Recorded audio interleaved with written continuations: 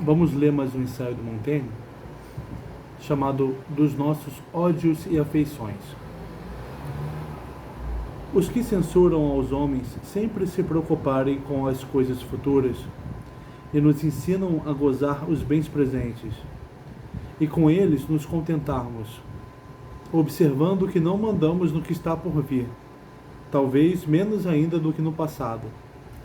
Referem-se ao mais corriqueiro dos erros humanos, se é que se pode chamar erro a essa tendência que, embora a ela sejamos impelidos pela própria natureza no afã da continuidade de sua obra, falseia a nossa imaginação, mais exigente de ação que de ciência, ainda que ignoremos aonde nos leva. Somos impelidos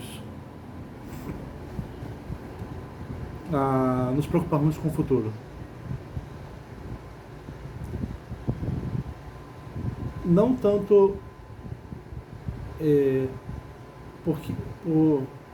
a partir do que sabemos, mas a partir do que fazemos. Nos lançamos para o futuro, mesmo que não saibamos o que vamos encontrar. O temor, o desejo, a esperança jogam-nos sempre para o futuro, sonegando-nos os sentimentos e o exame do que é, para distrair-nos com o que será. Embora então já não sejamos mais. Quando eu estou distraído com o que será,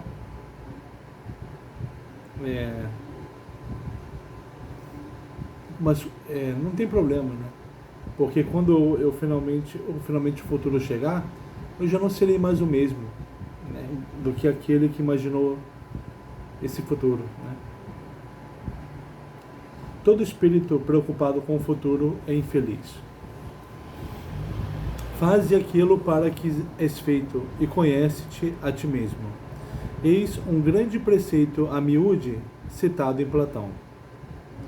É um dito que está no Templo de Apolo, né, que o Platão cita.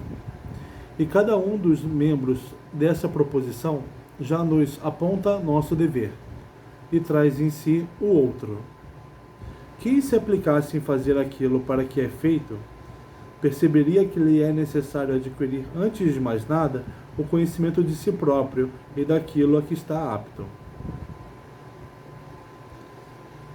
Quem pretende fazer alguma coisa precisa conhecer o que pretende fazer e conhecer a si próprio, né?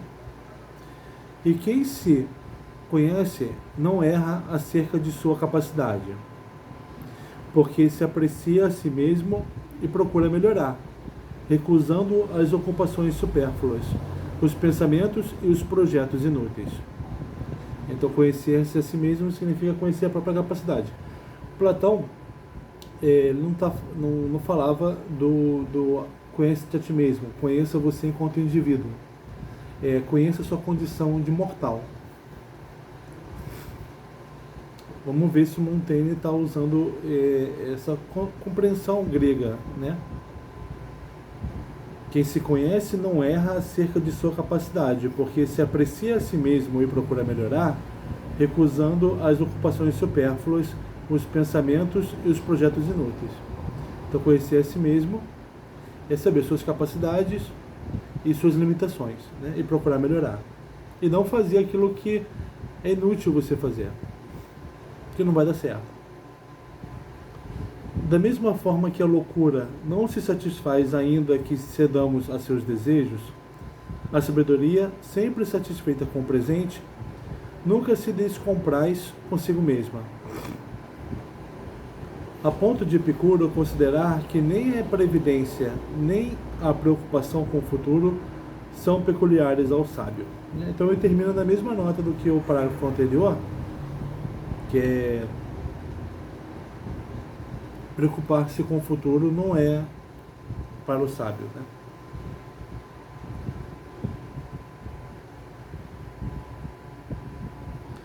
Entre as leis relativas ao homem depois da morte, das mais justificáveis se me afigura aqui submete as ações dos príncipes a um julgamento póstumo.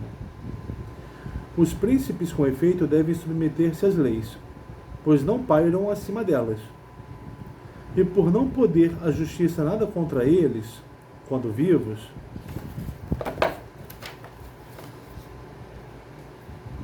natural me parece que, ao desaparecerem, deva ela agir sobre sua reputação e os bens legados, coisas que não raro preferimos à vida. Um tipo de julgamento que alcança os príncipes, depois da vida. E um uso que não acarreta senão vantagens às nações que o adotam. E os bons príncipes, que poderiam queixar-se de ver tratada a memória dos maus como a sua, hão de desejá-lo.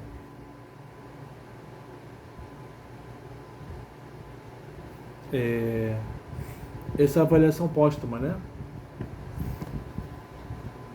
O príncipe que se preocupa em não ser avaliado como mal, ele vai procurar agir bem, Por isso que funciona, segundo o Montaigne. Devemos disciplina e obediência aos reis, bons ou maus. Isso é indispensável para que desempenhem seu papel. Mas nossa estima e nossa afeição não lhes devemos, a não ser que as mereçam. Devemos obediência aos reis, mas não afeição, a menos que eles a mereçam. Admitamos que as necessidades políticas nos obriguem a suportá-los com paciência, por mais que sejam indignos, a dissimular-lhes os vícios, a endossar-lhes os atos quaisquer que sejam, na medida de nossas forças, e desde que de tal endosso necessite a sua autoridade.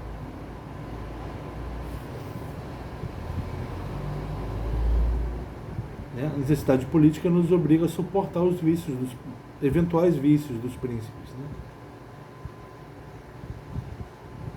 Mas, cumprindo esse dever, não há razão para que nos recusemos a julgá-los e não tenhamos a liberdade de exprimir nossos ressentimentos, se for o caso, nem que nos neguemos a honrar esses bons servidores, que, embora conhecendo as imperfeições do Senhor, o serviram com respeito e fidelidade, exemplo útil a ser transmitido à posteridade.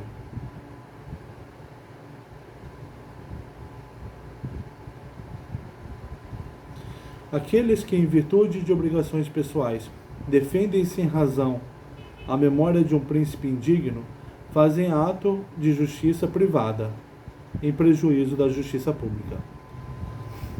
Tito Livio anda certo ao observar que a linguagem dos homens enfeudados à realeza é sempre cheia de vãs ostentações e falsos testemunhos, encarando cada qual o seu rei, independentemente de seus méritos, como um soberano cujo valor e cuja grandeza não podem ser ultrapassados. Pode-se reprovar a altivez dos soldados que responderam a Nero, o qual perguntara a um deles por que ele queria mal, e ao outro por que o desejava matar. Aí, entre aspas, gostava de ti quando eras digno desse sentimento. Fecha aspas. Respondeu o primeiro, aquele que queria mal a Nero.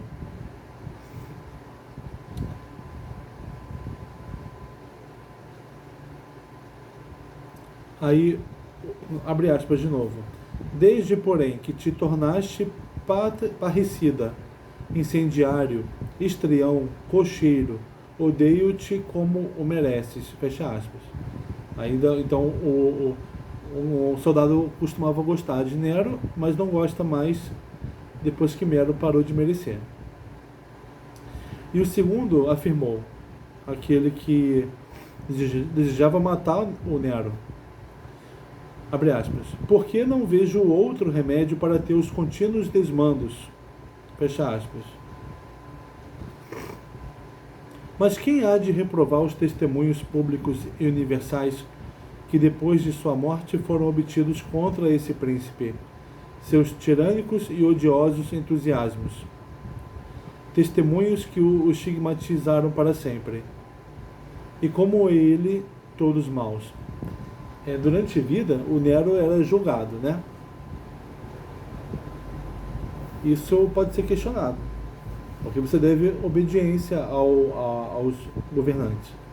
Mas depois de morto, o governante é avaliado, deve ser plenamente avaliado, sem que as paixões por ele se sobressaiam. Isso seria uma avaliação não pública, mas privada, né?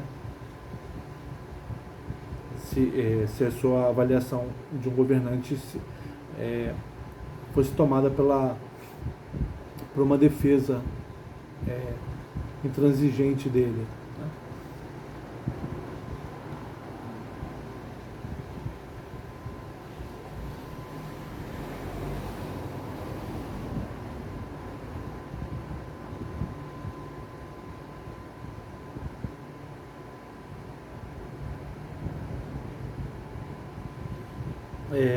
Quem há de reprovar os testemunhos públicos e universais que depois de sua morte, o Nero se tornou um exemplo de rei louco, né?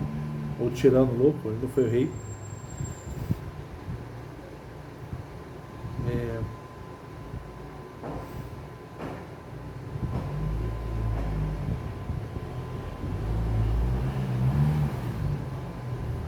Que depois de sua morte foram obtidos contra esse príncipe, seus tirânicos e odiosos entusiasmos, testemunhos que o estigmatizaram para sempre. E como ele, todos os maus foram avaliados, né? Lamento que entre os usos e costumes tão sábios da Lacedemônia se tenha introduzido uma hipócrita cerimônia por ocasião da morte dos reis. Todos os confederados e os povos vizinhos, juntamente com os ilotas, os escravizados, homens e mulheres, feriam a fronte em sinal de luto, proclamando entre gritos e lamentações que o defunto, bom ou mal tivesse sido, fora o melhor dos reis que haviam tido. O costume lacedemônio de considerar todos os governantes mortos como bons.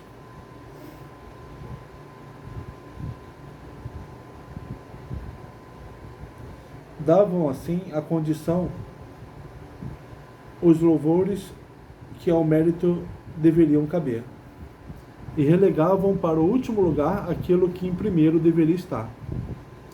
Aristóteles, que trata de todos os assuntos, escreveu sobre tudo, né? Indaga a propósito das palavras de Solon: ninguém se pode dizer feliz antes de morrer,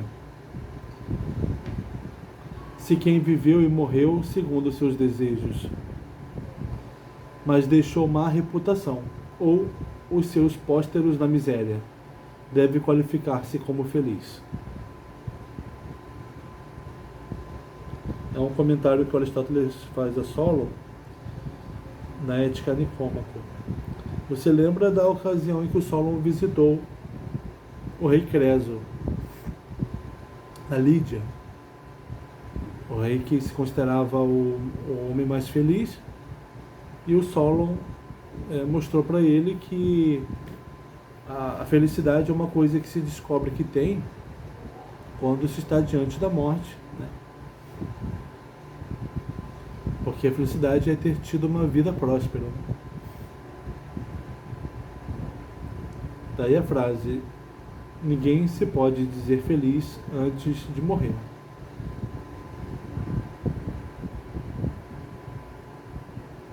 Quem governou mal, deixou o povo na miséria, não foi feliz, né? Assim como quem não deixou bons filhos, né? Enquanto vivemos, temos a faculdade de fazer com que nosso pensamento se pouse onde queremos. Podemos, enfim, quando deixamos de existir, acabam as possíveis comunicações com o mundo vivo. Enquanto estamos vivos, podemos nos avaliar da forma como queremos, né?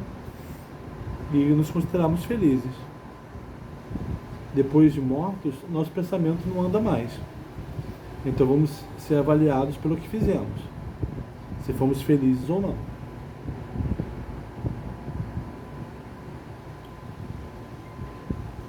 Eis porque Solon teria dito melhor se houvesse afirmado que o homem não é nunca feliz, porquanto só é quando já não mais existe. Né? O Montaigne está corrigindo o que o Solon falou, dizendo então que o Solon deveria ter dito que o homem não é nunca feliz, porque quando o homem encontra a felicidade, ele já acabou de morrer, né? Encontra-se com dificuldade um sábio capaz de fugir da vida e a repelir. Ignorante do futuro, o homem imagina que parte de seu ser sobrevive e não pode libertar-se desse corpo que perece e cai.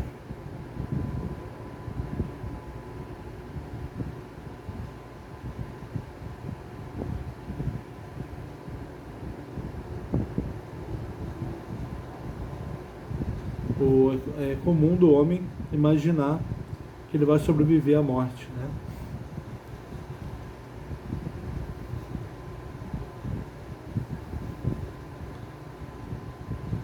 Por isso é difícil encontrar um sábio que consiga fugir da vida e abraçar essa avaliação, se submeter à avaliação que os outros vão fazer dele, né? Bertrand do Guesclin morreu no sítio do castelo de Randon em Py, na Auvergne. Tendo os sitiados capitulado depois da morte dele, viram-se obrigados a depor as chaves da cidade sobre o seu cadáver. Barthélemy de Alviane, general do exército veneziano, tendo morrido na batalha perto de Brescia, tornou-se necessário, a fim de transportar o corpo para Veneza, atravessar o território inimigo de Verona.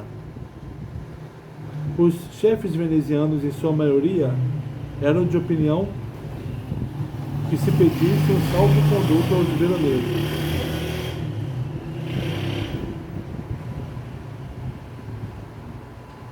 Porque um general de Veneza morreu e queria então levar o corpo dele para Veneza, ele teria que passar pelo território de Verona.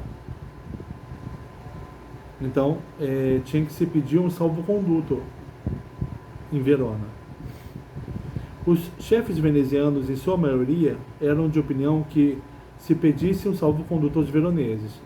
Theodore Trivulzio a isso se opôs, preferindo passar à força, ainda que fosse preciso combater, pois não era decente, disse, que quem em vida jamais temera o inimigo parecesse amedrontar-se depois de morto. As leis gregas apresentam-nos algo semelhante. Quem solicitava do inimigo um corpo para inumá-lo, renunciava à vitória, e não mais a podia consagrar com um troféu. Pedir ao inimigo um corpo seu, dentro da sua cidade, para enterrar, é renunciar à vitória, porque você tem que pegar o corpo. E aquele a quem a solicitação era feita considerava-se vencedor, mais forte. Ficou mais claro que ele é o mais forte. Nícias, assim, perdeu as vantagens nítidas que conseguira contra os coríntios. Inversamente, Agesilau, desse modo, assegurou um êxito mais do que duvidoso sobre os beócios. Tais fatos poderiam parecer estranhos, se desde sempre não juntassem os homens à preocupação do além, a crença de que as bênçãos celestes o acompanham ao túmulo e se estendem a seus restos.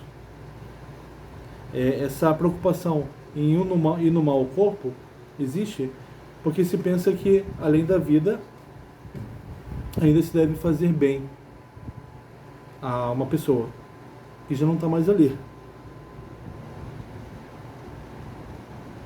Por isso que deve enterrar o corpo, é garantir que as bênçãos do céu continuem recaindo sobre ele, que ele continue sendo, dar um final digno para alguém, enterrar ou cremar, significa fazer com que ele tenha um bom encaminhamento depois da morte. Isso era uma crença grega, né?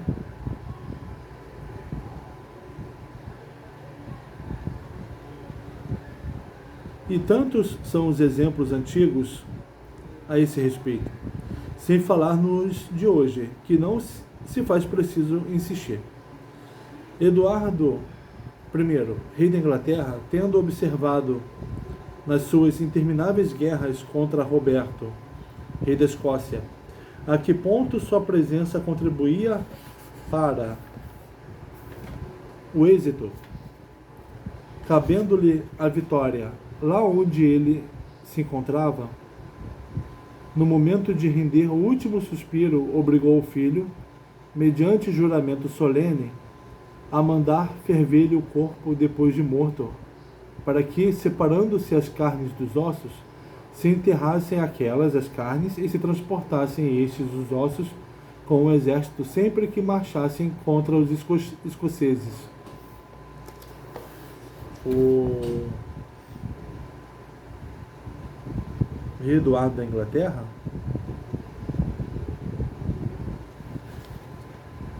percebendo como a presença dele contribuía para o êxito do exército, ordenou então que quando ele morresse, o filho dele fervesse o corpo para separar a carne dos ossos, né? E a carne fosse enterrada e os ossos levados para a batalha, para o exército continuar tendo um bom desempenho contra os escoceses.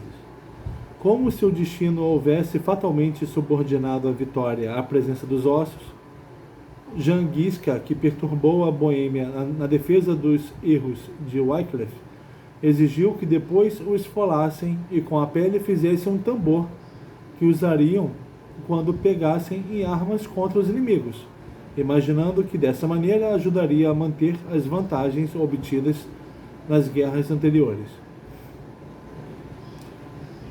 Certas tribos de índios também levavam para o combate contra os espanhóis os ossos de um de seus chefes, por causa dos êxitos que tiveram em vida.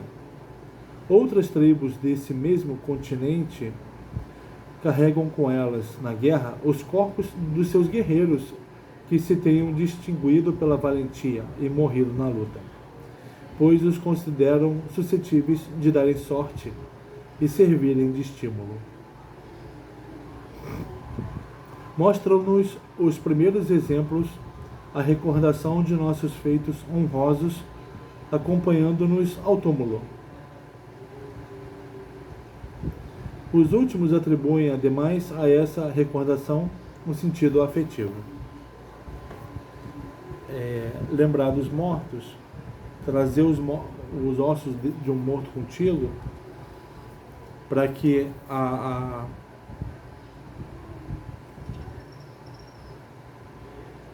bênção dos céus, ou divinas em geral, que recaiam sobre aquela pessoa que já não está mais ali, continue atuando em favor do exército. O caso de Beia é mais admissível. Esse chefe, ao sentir-se mortalmente ferido por um tiro de arcabuz no corpo, em estado a retirar-se da luta, respondeu que não era no momento de findar, queria começar a virar as costas ao inimigo. Não é agora que eu vou morrer que eu vou virar as costas para o inimigo. E continuou a pelejar enquanto as forças o permitiram. E não podendo mais permanecer a cavalo porque se sentia desmaiar, mandou a seu escudeiro que o deitasse ao pé de uma árvore, porém de maneira a morrer com o rosto voltado para o inimigo. E assim fez. Aí então o próprio morto, não sendo levado pelos outros, mas ele querendo continuar se opondo aos inimigos do jeito que dava. Acrescentarei outro exemplo. Então pede para amarrar o corpo, jogar o corpo contra os inimigos, com o corpo talvez com algumas armas presas para ferir os inimigos. Acrescentarei outro exemplo, tão interessante no gênero quanto os precedentes. O imperador Maximiliano, bisavô do rei Filipe, atualmente no trono, foi um príncipe dotado de numerosas e eminentes qualidades e notável pela sua beleza física. Entre as suas singularidades havia a de não se assemelhar a esses príncipes que, para tratar dos negócios mais importantes, fazem de sua latrina um trono. Só fazem merda, né? Nunca teve criado por mais familiar a quem permitisse vê-lo em trajes menores.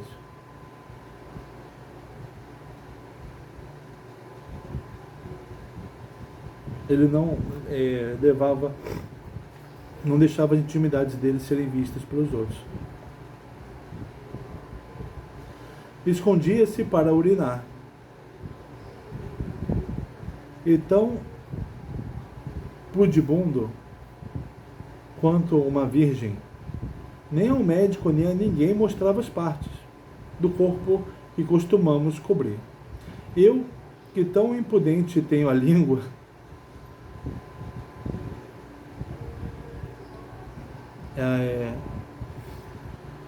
ele está falando de um cara que tem pudor, mas a língua dele, do Montaigne, é impudente. Sou, entretanto, por temperamento, igualmente inclinado a semelhante descrição. A língua dele é impudente, do Montaigne, mas ele não mostra as partes baixas dele para os outros. E a menos que a tanto seja levado por necessidade ou volúpia, não exponho aos olhos de ninguém as partes de meu corpo ou os atos íntimos que nossos costumes recomendam, se soneguem à vista. E faço disso uma obrigação talvez maior do que convém a um homem, e em particular de minha profissão.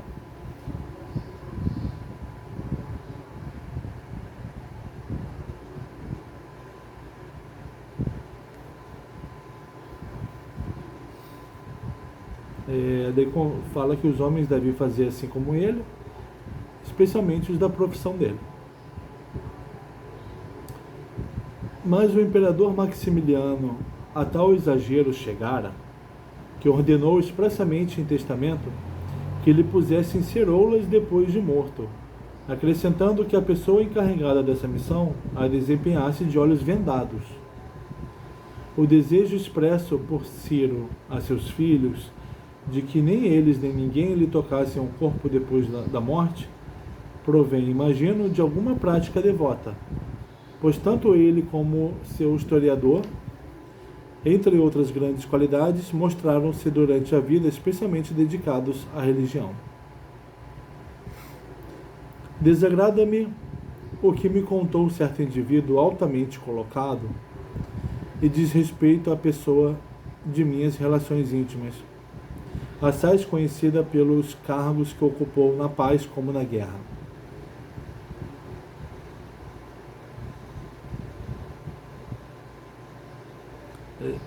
Vai falar de algo que desagrada a ele, sobre uma pessoa das relações íntimas dele, destacada na paz e na guerra. Esta personagem, que morreu em sua corte em idade avançada e após cruéis sofrimentos devidos a cálculos, passou suas últimas horas regulando com exagerados cuidados a cerimônia de seu enterro, de modo a dar-lhe o maior relevo. Pedia aos nobres visitantes que se comprometessem sob palavra de honra a tomar parte no cortejo fúnebre. Ao próprio príncipe que me narrou o caso, pediu ele insistentemente que mandasse vir o seu séquito, e citava exemplos e argumentava para provar que tanto se devia a um homem de sua condição. E tendo arrancado tal promessa e estabelecido de acordo com suas ideias a distribuição e a ordem da parada, expirou aparentemente satisfeito. Não creio ter jamais visto tão persistente vaidade. O homem passou os últimos minutos dele organizando o cortejo dele, fazendo com que todos que o visitassem participassem. Preocupar-se com regular os funerais ou de maneira original ou com excessiva parcimônia, como por exemplo reduzindo o acompanhamento a um simples servidor carregando uma lanterna, também é estranho, né? O excesso, como o excesso da falta, né? Só uma pessoa levando, te acompanhando depois de morto. São singularidades inversas das precedentes, embora da mesma ordem, e de que também encontro exemplos na minha família. Há, entretanto, quem aprove tais gestos, como aprovam a proibição de Marco Lépido a seus herdeiros de empregar o cerimonial adequado ao seu caso. Se assim agindo imaginamos fazer ato de temperança e austeridade, evitando uma despesa e uma satisfação que não gozaremos e cuja percepção nos será impossível, tal atitude, em verdade, não será muito meritória. É não querer ter uma despedida custosa, também não é meritório.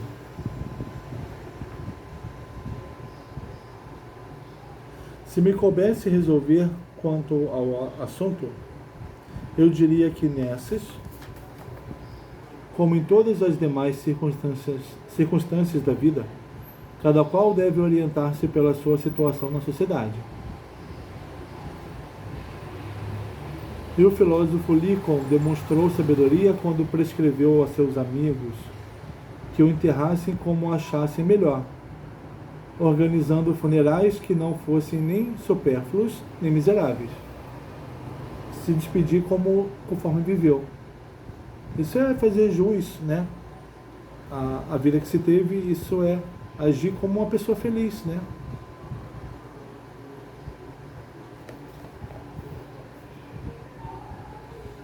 No que me diz respeito, que obedeçam aos usos em vigor. Confio na discrição daqueles a quem caberá então tal incumbência. Entre parênteses. Eis um cuidado que é preciso desprezar para si próprio e não negligenciar para os outros. Como a forma como você vai ser enterrado diz respeito a quem vai enterrar você. Você não pode aplicar a sua vaidade pensando a sua despedida, né? Isso, como ele disse no começo desse texto, querendo controlar o porvir, né? Não. Quem vai te carregar, quem vai se despedir de você é que vai organizar seu funeral.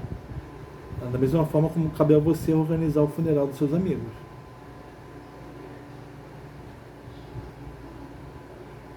Santo Agostinho fala uma linguagem digna de um santo quando diz, entre parênteses, a organização dos funerais, a escolha da sepultura, a pompa das exéquias são menos necessárias à tranquilidade dos mortos do que ao consolo dos vivos.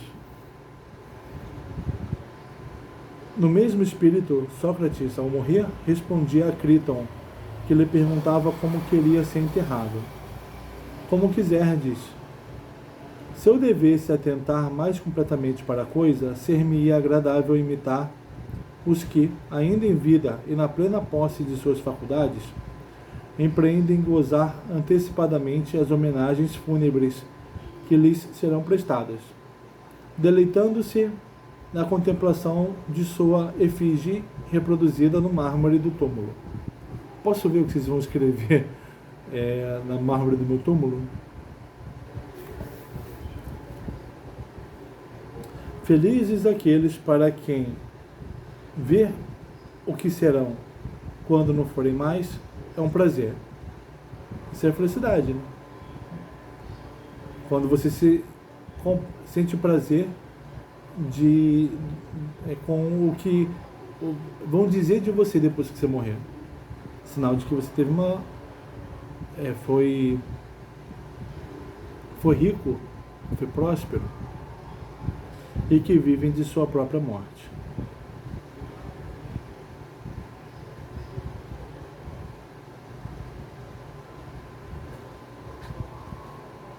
Embora eu considere a soberania do povo a mais natural e racional, por pouco não me torno seu inconciliável adversário. Tal aversão me infunde a atitude injusta e inumana dos atenienses que condenaram à morte e imediata execução, sem que sequer lhes ouvir a defesa, os valentes capitães que acabavam de vencer os lacedemônios junto às ilhas Arginusas, na batalha naval mais árdua e considerável que os gregos jamais tiveram. E por quê? Porque esses chefes, após a vitória, tinham procurado tirar partido de suas vantagens, de acordo com a arte da guerra, em vez de se atardarem em recolher os mortos e lhes darem sepultura. Atenas condenou à morte soldados que abandonaram os mortos, né, do lado deles. E o Montaigne, acho que foi errada essa condenação. Eles deveriam fizeram certo, né, em terem saído de lá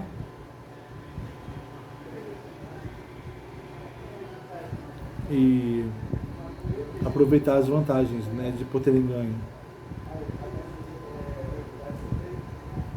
A odiosidade da execução ainda maior relevo apresenta ante a atitude de Diomedonte, um dos condenados, soldado e homem político de grande mérito. Depois de ouvir a sentença e diante da calma restabelecida na Assembleia, adianta-se para falar e, em lugar de usar a palavra em defesa da causa, pondo em evidência a iniquidade de tão cruel veredito, não pensa senão nos juízes, e pede aos deuses que os recompensem, e lhes comunica que tais eram os votos dele próprio e de seus companheiros, temerosos de que a ira celeste despertada pela não observância dos deveres funerários se desviasse deles próprios, os beneficiários de tão brilhante êxito. O Diomedonte, ao ouvir a sentença condenatória contra si,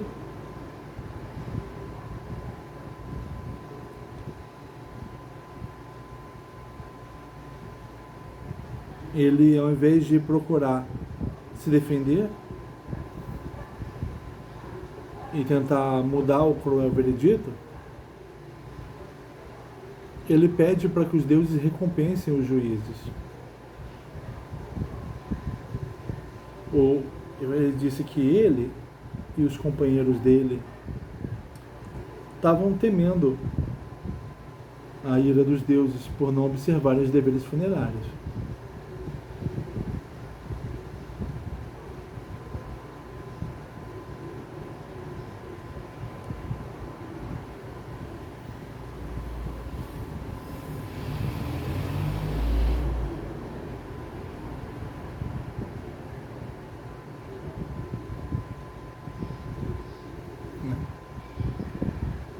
De certa forma, aquele tribunal estava fazendo a vontade dos deuses, então os juízes deveriam ser recompensados. Essa foi a vontade do próprio condenado. Alguns anos mais tarde, o destino puniu os atenienses, por onde haviam pecado. Chabrias, comandante de sua frota, tendo vencido perto da ilha de Naxos, Apolis, almirante espartano, perdeu o fruto da vitória, de importância capital, receoso de idêntica condenação.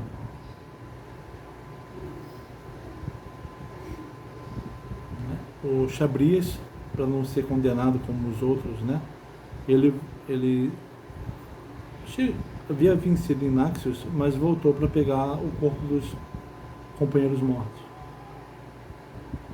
Para não deixar sem sepultura os corpos de alguns dos seus homens, que flutuavam sobre as ondas, deixou que fugissem inúmeros inimigos, os quais, voltando-se ao depois contra ele, fizeram-no pagar caro a observância tão inoportuna dessa superstição. O Montaigne está acabando com os costumes dos atenienses, né? Dos gregos. Queres saber onde estarás depois de morto? Irás para onde se encontram as coisas ainda por nascerem. Uma citação de Sêneca. Outros concedem, em princípio, o repouso ao corpo que a alma abandona.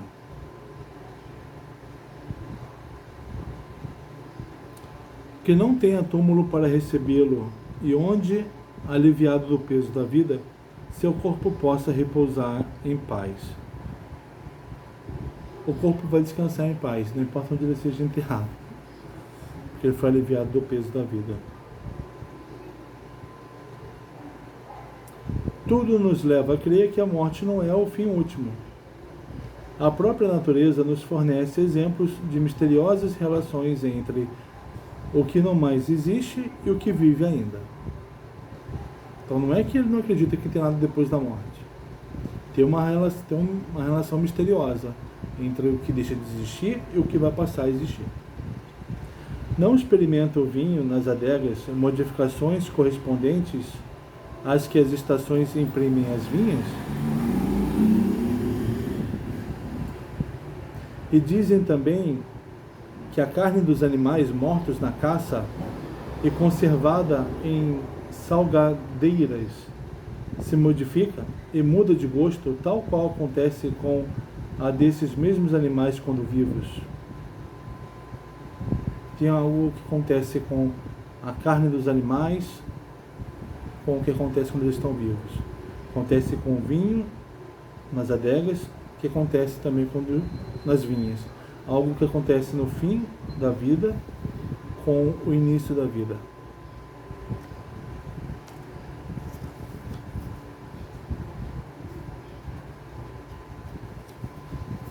Ele volta, de certa forma, volta para o começo do texto.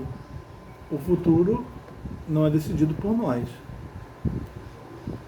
Esse preocupação com o que vai acontecer com você depois de morto,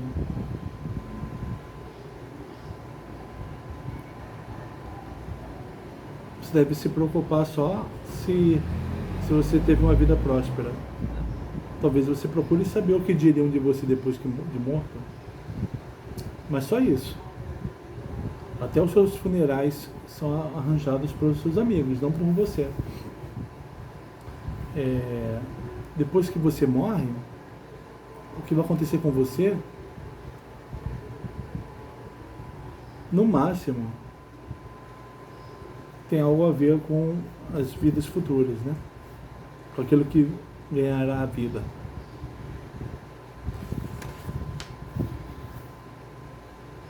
Ficamos por aqui.